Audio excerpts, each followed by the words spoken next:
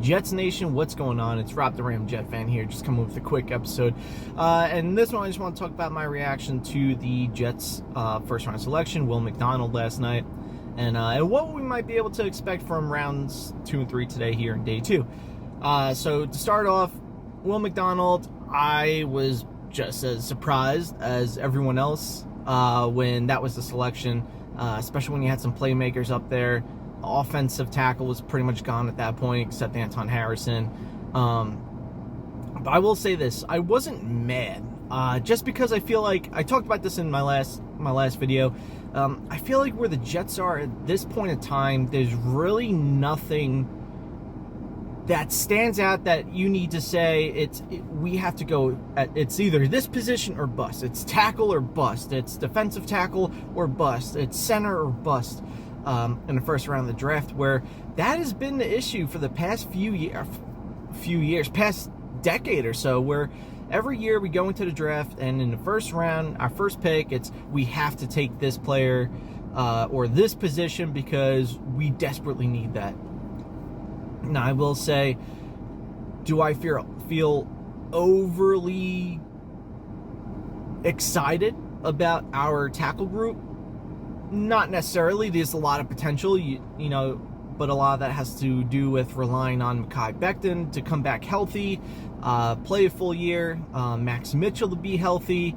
There's a lot of what ifs, but if our line can just stay healthy this year, I think it could be, it could be a top 10 unit. It could be a good unit. They can get the job done. So I'm not upset that they didn't trade up for a tackle or take Anton Harrison, or like I said, even take one of the playmakers, because wide receivers, it's another group where, yes, I would love to have taken a playmaker and just get all the playmakers and give them the Rodgers and just let them cook. But as it stands now, our receiver core, it's pretty good. You have Garrett Wilson, Alan Lazard, Corey Davis doesn't have to be a number 1 or number 2. He can be a number 3.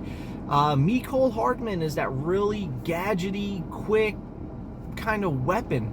Denzel Mims. I honestly think Aaron Rodgers would love to throw to Denzel Mims. I think he's an Alan Lazard type with more speed. And the thing was with receiver too, you can get good productive receivers later on in the draft. Now, I'm not saying they're going to turn out to be top 10 receivers in the league or anything like that, or superstars, but you can get good production. And with the way this team is built right now and the way this offense is built, that's all you need. You just need good production. You don't need to have 3 number 1s on your team. You just need guys that can get open, catch the ball, maybe have a little yak ability, and just like I said, just let Rodgers cook. So I'm not mad about the Will Mcdonald pick. Like I said, I didn't really know anything about him, but then when you watch his highlights and you look at the numbers he put up, I like this. I really do. You look at the number 15 pick, and there weren't many guys that can impact the game like he can. 34 career sacks in 3 years, or 4 years, or whatever it was. I think it was 3 years at Iowa State.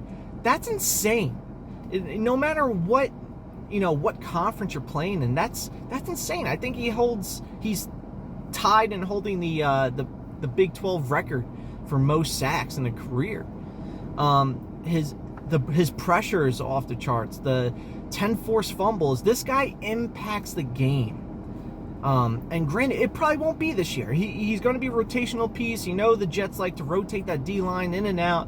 But, next year you have to think, Carl Lawson, this is last year. Bryce Huff, would he want to come back now that there's kind of somewhat of a logjam there at the edge position? So, I think next year, if you can put another 10 pounds on this guy, and next year he can go off. He can be very productive for this team. So I'm not upset at it at all, honestly. Now, as far as today, in day 2, rounds 2 and 3, as we all know, we only have our second round pick.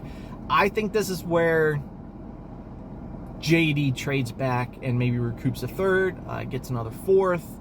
I think there's still a lot of talent left on the board. You have guys like Mike, the tight end Mayer up there. You have a couple receivers, Haylett, Josh Downs. You got some playmakers up there still. You have like the second tier of tackles now. You know, Cody Mock, Bergeron, whatever his name is, from Syracuse. So there's still talent. Defensive tackle, Keanu Benton. You know, there's still a lot of talent left on the board. And with the Jets holding the 43rd pick, I think this is a prime spot for him to move down a little bit and still be able to get someone that can contribute, especially if they're looking center. You know, the big four in centers is still up there. You know, John Michael Schmitz, Joe Tittman, Luke Whippler, Ricky Stromberg. They're all still up there. There hasn't been a center taken yet. So I think this is the round. This is where JD is looking at the board, saying, you know, we still have 5, 6, 7, whatever of our top 50 players still on the board right now, and I can trade back and recoup some draft picks for this draft and still get the guy that we want. So, you know, with that being said, that's all I got for you. I'm about to head into the gym real quick. I'm looking forward to today. I'm looking forward to tonight and day 2. I think it's going to be exciting. Yesterday was a whirlwind.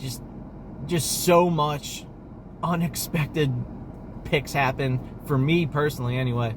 I think today might be even crazier. I think we're going to see a lot of movement from teams throughout the second and third rounds. I'm excited.